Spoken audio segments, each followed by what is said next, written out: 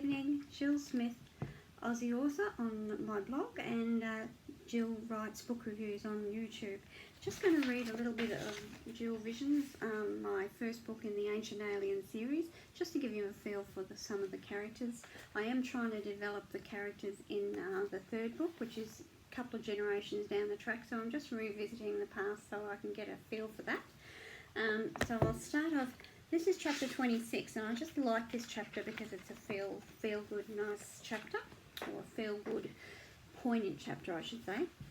So it had been a balmy day, and a light breeze had come with the evening shadows. The windows and doors were open throughout the Davidson home. Evening in the kitchen was always hectic, yet orderly. A long, ornate wooden table was being laid for the last meal of the day. Sal joined the group of siblings and cousins as they set an assortment of salads and vegetables along the centre. Davru put 2 trays of sliced bread at either end. Richard added 2 large jugs of fruit juices stacked with ice cubes. "Looks like a full house," Richard grinned. "Yes, only 2 members are missing. Jem, the second eldest sibling, was in town, and as was often the case, and Tam, the next born after Sal, was also absent, off on some obscure archaeological dig."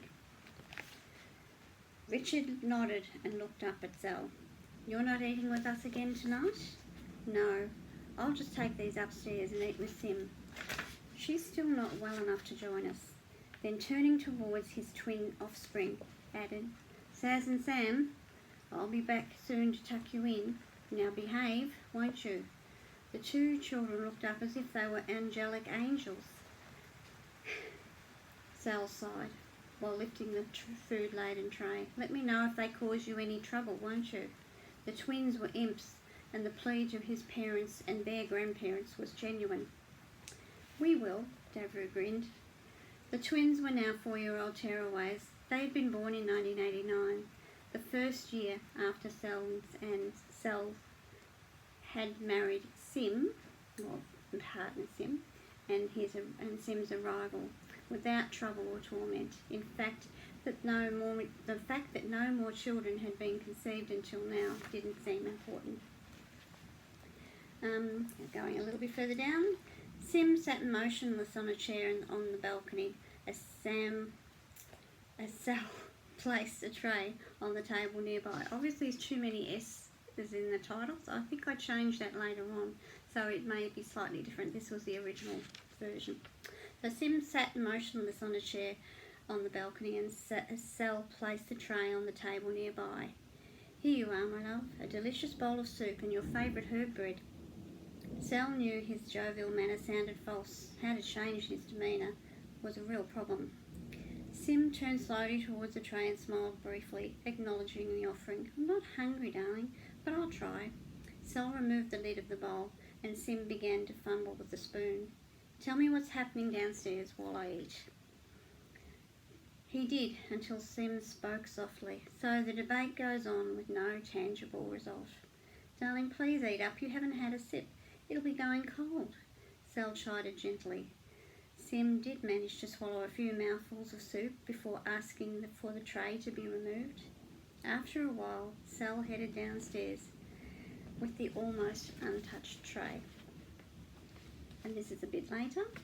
That night was bright, and the ground bathed in the full moonlight. Trees outside the wide wooden windows swayed gently, rustling in the wind. Sal dozed contentedly under the covers, with Sim close, so surrounded by love. Hours later, Sal woke faintly aware of the stillness of the night. Too still. Suddenly, completely alert, he had an overwhelming sense that something wrong. The air had become cold, and reaching over to touch Sim sent ice into Sal's heart. There was a silence that thundered and roared. No heartbeat, no breath, no sound. Immediately the silence was shattered with a piercing scream. Sal shook Sim's body, trying to shake the fear away. Everything spun. People ran into the room and surrounded him. The screaming continued until a needle pierced Sal's upper arm. Bond's voice. "We must save the baby." Words drifted around him as his consciousness clouded and numbness descended, pulling him down into a place of darkness. Later, Bond told him the words he didn't want to hear. Sim had died the moment Sal had woken. Bond had performed an emergency cesarean and saved the life of Sim and Sal's third baby, pre-named Raz. Sedation barely helped over the next few days. The empty feeling that drowned all senses filled Sal's world. How to go on without Sim? The very thought was impossible. So, just getting to know the characters again, re-getting myself together with that. There is Dual Vision's timeline, so I've got that so I can refer to my timeline and see where the characters are and who they are. I went into some detail to do this because I've got so many characters. The reason being is that the whole aim of Davidson family was they procreate and expand their colony of intermixed people, because obviously the clone of Devereux and the from outer space and Richard from Earth, that was how it happened. And in Vashal's World, I'll read a bit of that tomorrow, so you'll see a bit more about where it goes from there, because it does continue on. And then the third book is actually a couple of generations down the track, and that's where I need to sort of restart up the lesson from there. Okay, so the story from there. You have a lovely evening. I hope that made some sense to you, and I'll catch up with you on the next post. Have a great evening. Bye.